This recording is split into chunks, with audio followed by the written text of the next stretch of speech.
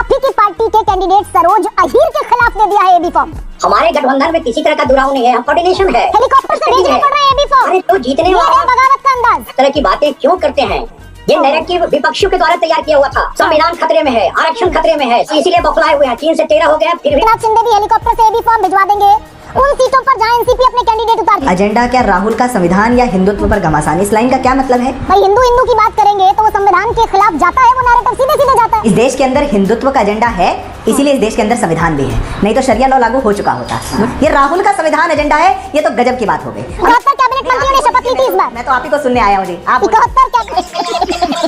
दोस्तों स्वागत है आपका। आप देख रहे हैं द भारत डिबेट। दोस्तों आज के डिबेट होने वाले न्यूज एंकर गरिमा सिंह और वाजपेयी सिद्धार्थ यादव के बीच में। दोस्तों आज के इस डिबेट में वाजपेयी सिद्धार्थ यादव ने न्यूज एंकर गरिमा सिंह की अच्छी क्लास लगाई है, क्योंकि न्यूज एंकर गरिमा सिंह के एक तरफा बीजेपी को से सवाल पूछ रहे थे और ऐसा लग रहा था कि वो न्यूज एंकर नहीं बल्कि कांग्रेस पार्टी के प्रवक्ता लग रही थी। खैर दोस्तों डिबेट काफी मजेदार होने वाला है। आपसे अनुरोध है कि वीडियो को अंत तक जरूर देखिएगा। अगर आप लोगों ने अभी तक चैनल को सब्सक्राइब नहीं किया तो चैनल को सब्सक्राइब और वीडियो को लाइक जरूर से कीजिएगा। चलिए दोस्तों मेन वीडियो को स्टार्ट करते हैं।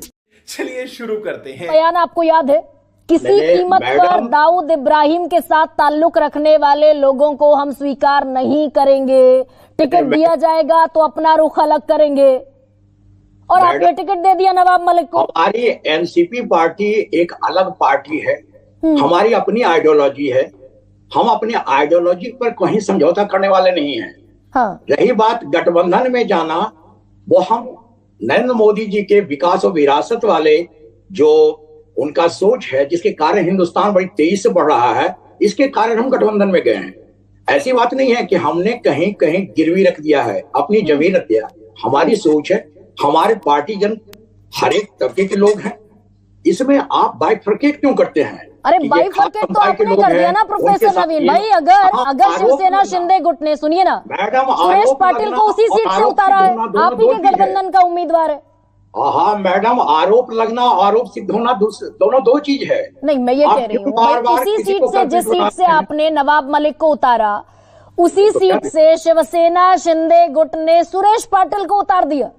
एक गठबंधन में एक सीट पर दोनों प्रत्याशी। विड्रॉवल का समय है, ऐसी बात नहीं है कि यहीं पर समाप्त होगी सारी चीजें। हाँ। विड्रॉवल का समय इसलिए दिया जाता है, आपसी समझौता कोऑर्डिनेशन ब्रेक नहीं होगा मैडम, आप विश्वास रखिए। कोई ना कोई अच्छा रास्ता निकल कर आ रहा है। हमारे में दुराव नहीं है, हमारे गठबंधन में हम लोग बहुत पारदर्शी हैं।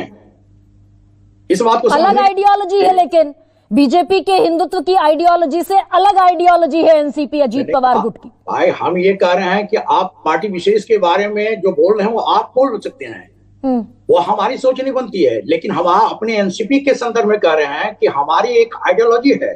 हम निरपेक्ष पार्टी के हैं और हम सबको लेकर चलते हैं।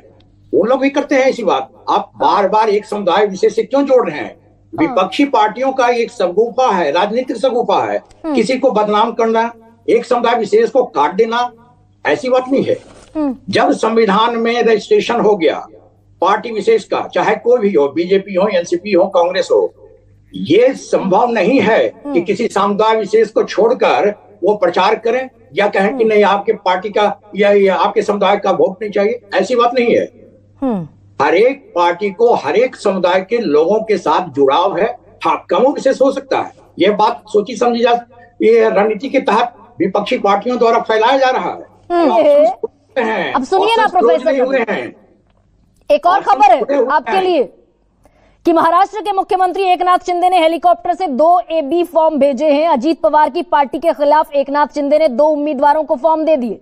डिंडोरी से नरहरी झीरवल के खिलाफ धनराज महाले को और देवलाली से राजश्री अहिराव को एकनाथ शिंदे ने आप ही की पार्टी के कैंडिडेट सरोज अहीर के खिलाफ दे दिया है एबी फॉर्म। 2 और सीटें।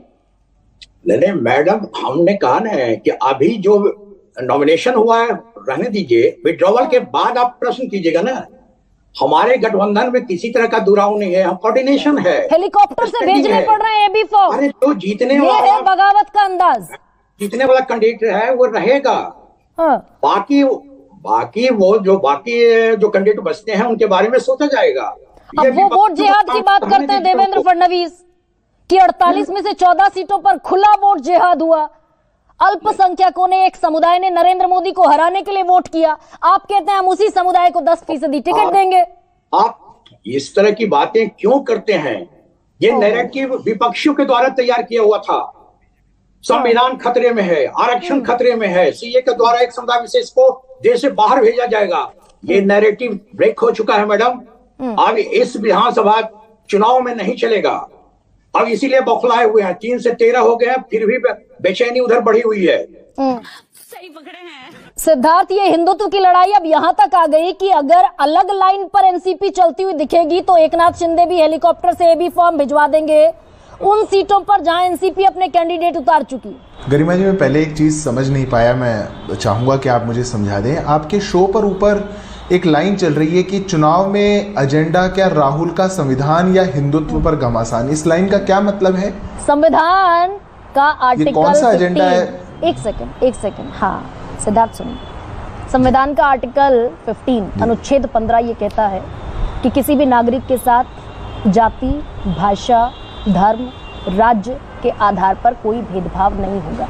भाई हिंदू की बात करेंगे तो वो संविधान के खिलाफ जाता है, वो नैरेटिव सीधे जाता है।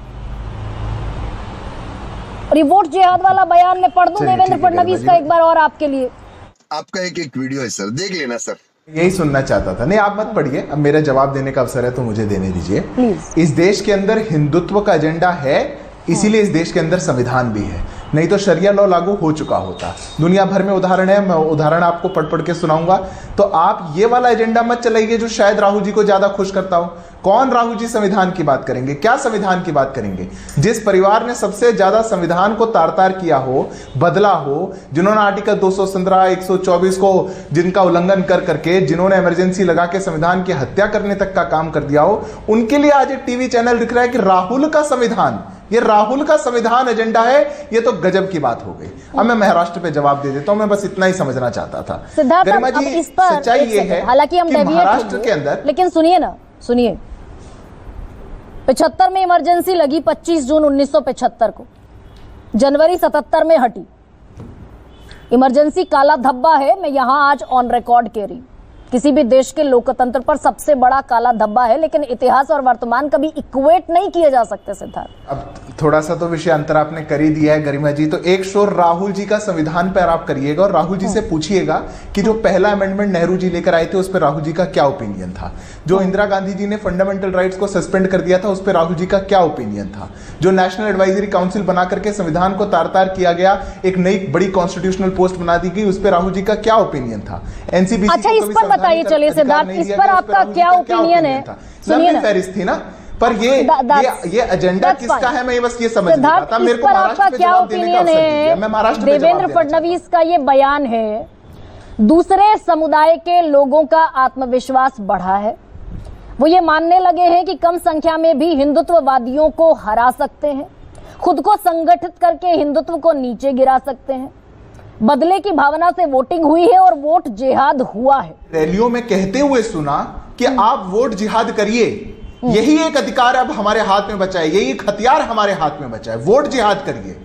वोट जिहाद कहीं हुआ होगा तो परिणाम कुछ आए होंगे। परिणाम तो देखते हैं, देश भर में जहां सबसे बड़ी एक मुस्लिम डोमिनेटेड सीट है वहां से कांग्रेस पार्टी की सबसे बड़ी जीत है, राहुल गांधी की भी उतनी जीत नहीं है। हरियाणा के अंदर चुनाव हुए, नूह से मामन खान जीत गए, सबसे बड़ी जीत, भूपेंद्र सिंह हुड्डा नहीं जीत पाए। वो तो लंबी बात हो जाएगी। और गरिमा जी, सच्चाई आपको भी पता है, लंबी बात कहां तक जाएगी, कौन कंसोलिडेट करना चाहता है। आज पूरे महाराष्ट्र के अंदर एक बात कही जा रही है, अब मैं जरा इस पर जवाब दे दूं आपको। सुनिए, सुन लीजिए, आप सुनिए ना, 71 कैबिनेट मंत्रियों ने शपथ ली थी इस बार। मैं तो आप ही को सुनने आया हूं जी, आप 71 कैबिनेट मंत्रियों ने शपथ ली थी इस बार, और सबने शपथ ये ली थी कि बगैर भय के, बगैर अनुराग के, बगैर द्वेष के, बगैर भेदभाव के, संविधान के प्रति निष्ठा रखते हुए सबके साथ न्याय करेंगे। संविधान के प्रति आप सरकार है भाई।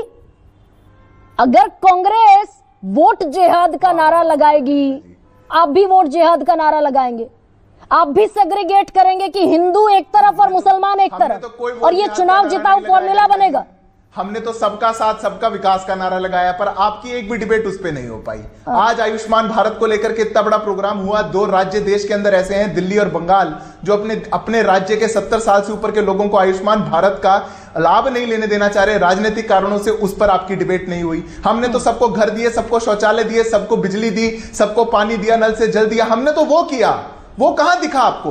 पर वोट जिहाद किसी ने कहा तो आपको हमारी शपथ याद आ गई। हमारी शपथ तो है, वोट जिहाद को जो भी कहेगा उसको उसकी भाषा में जवाब देना, ये हमारा काम है, क्योंकि देश में नहीं चल सकता ये देश संविधान से चलेगा। और माफ कीजिएगा, राहुल जी के संविधान से नहीं चलेगा, इस देश के संविधान से चलेगा, क्योंकि राहुल जी का संविधान इस देश के साथ क्या करेगा ये भगवान ही जाने। दोस्तों वीडियो को अंत तक देखने के लिए धन्यवाद। आज का ये डिबेट वीडियो आप लोग को कैसा लगा, आप लोग कमेंट सेक्शन में अपनी राय जरूर दे सकते हैं। अगर आप लोगों ने अभी तक हमारे चैनल को सब्सक्राइब नहीं किया तो चैनल को सब्सक्राइब और वीडियो को लाइक जरूर से कीजिएगा। चलिए दोस्तों, तब तक के लिए जय हिंद, जय भारत, वंदे मातरम।